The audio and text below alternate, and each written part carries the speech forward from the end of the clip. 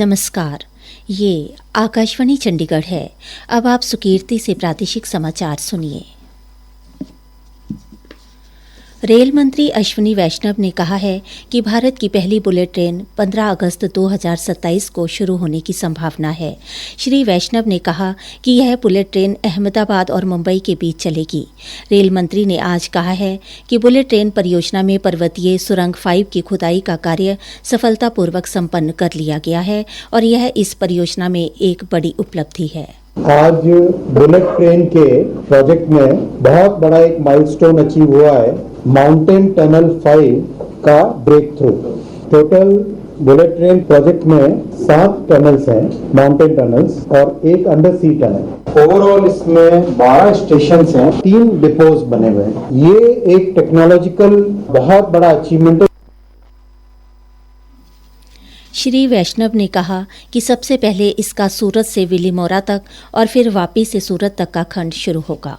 Bullet का पहला section है सूरत से बिलीमोरा ओपन होगा, उसके बाद में वापी से सूरत ओपन होगा, उसके बाद में वापी से अहमदाबाद ओपन होगा और उसके बाद में ठाणे से अहमदाबाद ओपन होगा, फिर मुंबई से अहमदाबाद। 3 टेक्नोलॉजी जो सबसे इम्पोर्टेंट होती है, सस्पेंशन वाली बोगी की टेक्नोलॉजी, प्रपल्शन की टेक्नोलॉजी और व्हीकल कंट्रोल की टेक्नोलॉजी, ये तीनों का डिजाइन पूरा बना है। हरियाणा के श्रम विभाग में कार्य पर्चियों के सत्यापन और श्रमिकों के पंजीकरण से जुड़ी अनियमितताओं की गहन जांच होगी। मुख्यमंत्री नायब सिंह सैनी के आदेश अनुसार इस मामले की गहन जांच के लिए एक उच्च स्तरीय जांच समिति का गठन किया गया है, जो 1 माह के भीतर सरकार को विस्तृत जांच रिपोर्ट सौंपेगी। मीडिया रिपोर्टों में दावा किया गया है कि श्रम मंत्री द्वारा मुख्यमंत्री को पत्र लिखकर इस मामले की जानकारी दी गई थी। सरकारी प्रवक्ता ने बताया कि मुख्यमंत्री कार्यालय में ऐसा कोई पत्र प्राप्त नहीं हुआ। हालांकि विभाग द्वारा इस विषय पर एक फाइल प्रस्तुत की गई थी, जिसमें मुख्यमंत्री को सूचित किया गया कि विभाग ने मामले की जांच के लिए एक समिति गठित की है और 13 जिलों की रिपोर्ट तैयार है, लेकिन शेष 9 जिलों की रिपोर्ट लंबित है। इसलिए विभाग ने सूचित किया कि शेष जिलों की रिपोर्ट प्राप्त होने के बाद पूर्ण रिपोर्ट प्रस्तुत की जाएगी। मुख्यमंत्री ने इस मुद्दे को गंभीरता से लेते हुए अगले ही दिन फाइल वापस भेज दी तथा श्रम मंत्री से सभी जिलों की पूर्ण रिपोर्ट वित्तीय हानि के सही आंकड़ों समेत प्रस्तुत करने को कहा, लेकिन रिपोर्ट अभी तक प्रस्तुत नहीं की गई। आरोपों की गंभीरता को देखते हुए मुख्यमंत्री ने अब IAS अधिकारी पंकज अग्रवाल की अध्यक्षता में एक उच्च स्तरीय समिति गठित की है। IAS अधिकारी राजीव रतन और IPS अधिकारी पंकज नैन समिति के सदस्य हैं।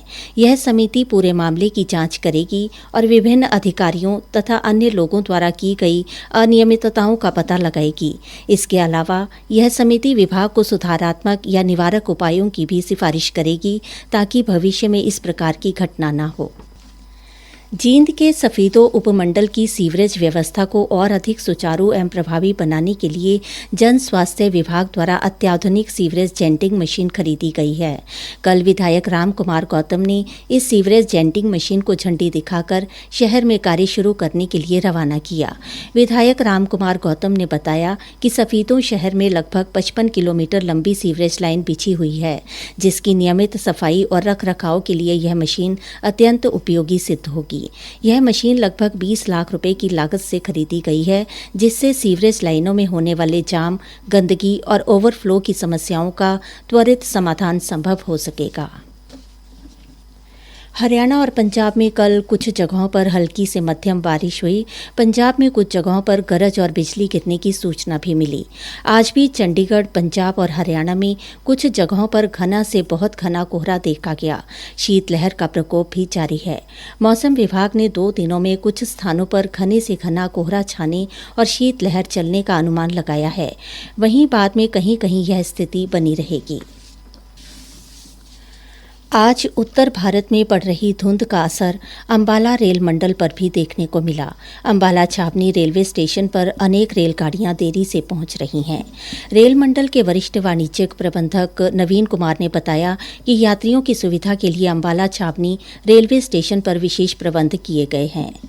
इसी के साथ ही प्रादेशिक समाचार समाप्त हुए।